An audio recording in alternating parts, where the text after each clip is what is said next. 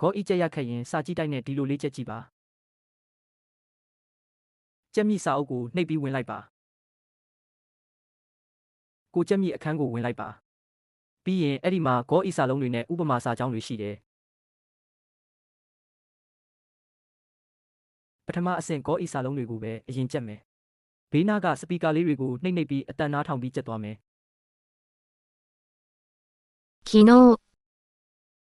おととい、ခေါဤတစ်လုံးမှာမသိတဲ့ခန်းကြီးတွေပါလာရင်ဒီလိုလေးနှိပ်လိုက်အဲ့ဒီခေါဤမှာပါတဲ့ခန်းကြီးတွေပေါ်လာမယ်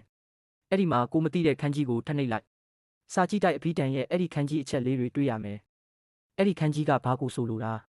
အဲ့ဒီခန်းကြီးပါလာရင်ဘလို့အတိတ်ပဲပေါက်သွားတာကိုတေချာလေးနားလည်အောင်ကြည့်ပါ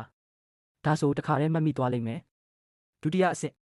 အဲ့ဒီလိုကြက်ပြီးခေါဤတွေရပြီးဆိုမှဥပမာစာကြောင်းတီးတန့်တွေကြည့်ပြီးထက်ကြက်မယ်ဘေးနားကစပီကာလေးတွေကိုနှိပ်ပြီးအတန်နားထောင်ပြီးထက်ကြက်သွားမယ်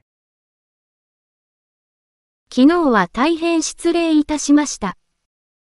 昨年の春に入社しました。昨日は大変失礼いたしました。နောက်ဆုံးအဆင့်နောက်ဆုံးမှခေါဤကောဥမာစာကြောင်းတွေကိုကြက်ပြီးပြီဆိုမှမူရင်းအတန်ဖိုင်ဖွင့်ပြီးနောက်ဆုံးတစ်ချိန်ထက်ကြက်မယ်ဒါဆိုခေါဤလဲရချောကိုင်းလဲရသွားတာပေါ့日本語単語スピードマスタースタンダード2400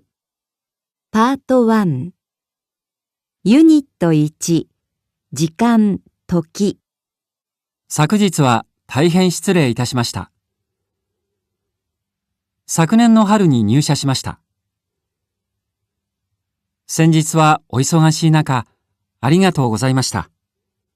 ပြီးရင်တန်ကောစာအုပ်လိုမျိုးစပီမာစတာလိုမျိုးသင်ခန်းစာတိုင်းမှာသက်ဆိုင်ရာလေ့ကျင့်ခန်းတွေပါရင်ဒီလိုလေးတစ်ခါတည်းလေ့ကျင့်သွားပေးပါစာမှုပွဲအတွက်အသင့်ဖြစ်သွားတာပေါ့နော်